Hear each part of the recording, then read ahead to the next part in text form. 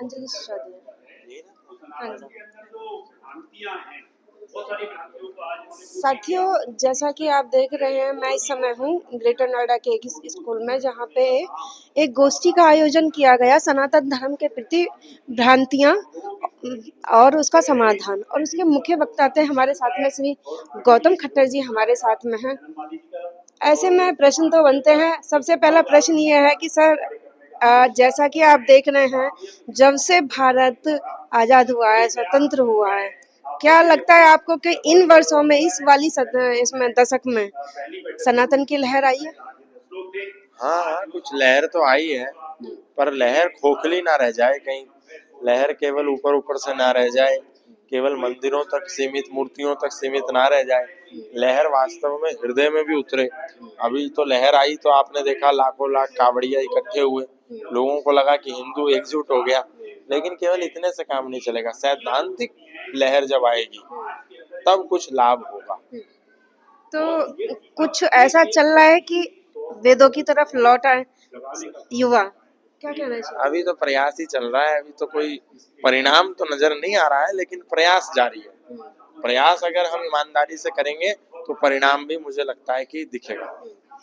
मैं जब भी बात करती हूँ, जैसे आपने आज भ्रांतियों की बात करी, प्रमाणिकता की बात की, महिलाओं से करती हूँ, युवाओं से करती हूँ, तो उनके अंदर कहीं ना कहीं भय देखती हूँ। उस भय को कैसे निकाला कैसा जाए? भय कैसा? वो कहते हैं कि अगर हम आवाज उठाएंगे तो हमारे प्रति कुछ ना कुछ हो जाएगा। तो आज नहीं होगा तो कल तो होगा फिर। आज अगर आवाज नहीं उठाओगे तो कल तुम्हें देखना पड़ेगा। ढाका का इस्कॉन मंदिर ने तो सेवा करी, आप तो केवल आज भय कर रहे हो। उन्होंने तो उनकी सेवा करी, मंदिरों में बुला करके इफ्तार पार्टी दी, उनको खजूर खिलाए, सेब खिलाए, संतरे खिलाए, उनका रोजा खुलवाया। लेकिन उनको सबसे पहले टारगेट किया गया। तो आज डर जाओ, शायद 10 साल के बाद भुगत लो। अब वो हमारे हाथ में है। आप कैसे देखते हैं आने वाले समय को भारत के लिए, हिंदुत्व सनातन के लिए? वो तो दिशा और दशा निर्धारित करेगा वर्तमान। आने वाले 4-5 साल में नौजवान किस दिशा में जाएगा, ये निर्धारित करेगा कि आने वाले 30 साल के बाद परिणाम क्या होगा।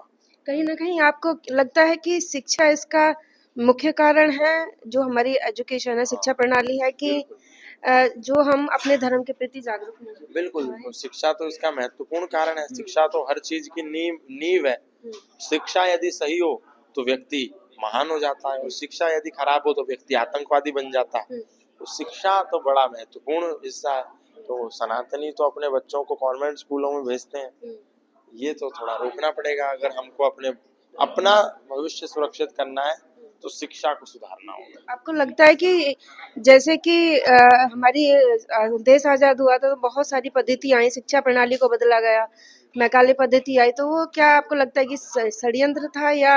षड्यंत्र तो था ही। मैकॉले ने तो जानबूझ के लेके आया था, और उसने तो अपनी जो प्रोसीडिंग्स थी 2 फरवरी 1835 की, उसमें इस बात को लिखा ही था, कहा ही था। वो तो रिकॉर्ड है, हम उसके पार्लियामेंट्री भाषण को उठा करके संसद की कार्रवाई में पढ़ सकते हैं। वो तो उसमें कुछ बोलने का है ही नहीं, सब जानते हैं इस बात को। कहते हैं कि जिस ओर जवानी चलती है उस ओर जमाना चलता है। आप युवा हैं, कितने युवाओं तक आप पहुंच पाए हैं इस समय? अभी तो प्रयास चल रहा है। सोशल मीडिया के माध्यम से नहीं, उनका जो हृदय परिवर्तन हुआ है या उनको दिशा दी गई है? कई नौजवान हैं जो आते हैं, जो बात बोलते हैं। कई लोग सही रास्ते पर आते हैं। कई लोग नास्तिक थे, वो धर्म में मानने लगे। कई लोग मांस मदिरा का सेवन करते थे, उन्होंने छोड़ दिया। कई लोग बड़ा सेक्युलर कीड़ा से ग्रसित थे, उन्होंने वो सब चीजें छोड़ी, अपने धर्म के प्रति आरूढ़ हुए। कई लोग डिफेंस के साधन नहीं रखते थे, अब उन्होंने साधन रखना शुरू कर दिया। तो चल रहा है धीरे धीरे प्रयास। विपक्ष के लिए कुछ कहना चाहेंगे? नहीं, अब राजनीति में क्या बोलना। जी, चलिए, धन्यवाद, नमस्कार।